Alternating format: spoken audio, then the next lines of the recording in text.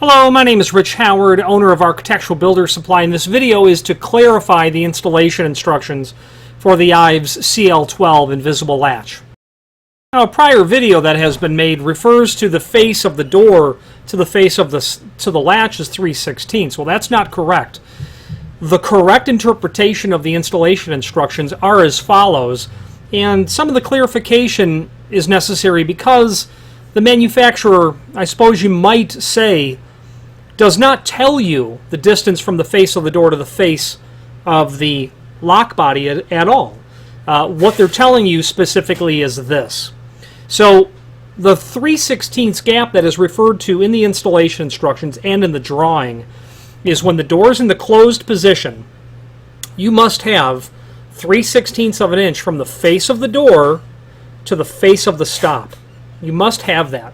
You want the door to be in that position and to be closed. You need to achieve that dimension because that's the space that the latch mechanism is going to require to completely activate and deactivate. Now, the trouble with this installation instructions, and why I think it would be better for them to just,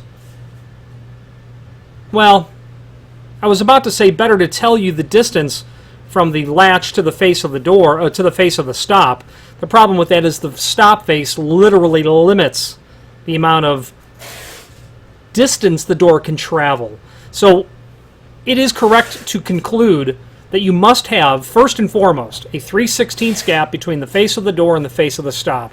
If you don't have that, meaning you don't have quite 3/16, that needs to be mitigated first. Do not go about installing anything until you have 3/16 of an inch, because you will not be able to push the door in far enough to get the latch to deactivate, because your stop's going to limit it. Now, the bottom line is there is no dimension given from the face of the door to the face of the latch body, and that's by design. They don't want you to think of that when what you're really doing is ignoring the more important aspect of 3/16 from the face of the door to the face of the stop. Now, once you achieve that, you're simply going to take your body, and you can put it on any way that you need to. It's not handed in this regard. You've got two holes and then this middle hole here. Okay? You're going to simply apply the metal template down to the body, and when you have all of those holes lined up, like I do now, when you have maintained it, I'll use the screws to keep the template on there straight. Okay.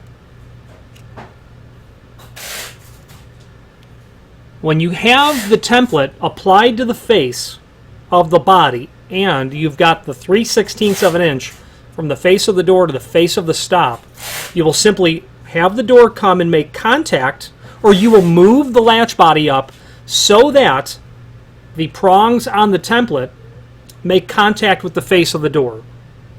Okay? At that point, you can then mark your 3 holes, pre-drill and install, and at that point you can even push the door against these prongs so as to mark the holes for the strike. That is included. So the distance from the face of the door to the face of the lock body is not 3/16.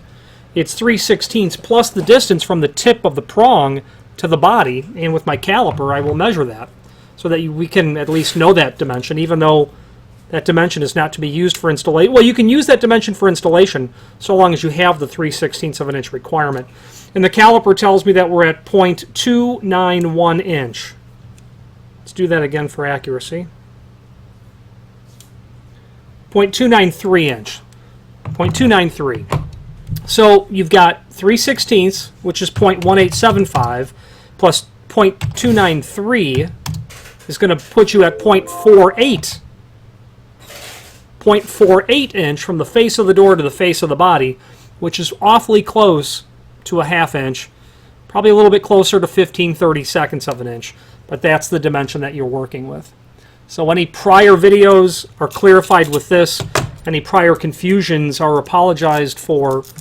And if you have any questions regarding the installation further, please do not hesitate to reach out to us. Thank you.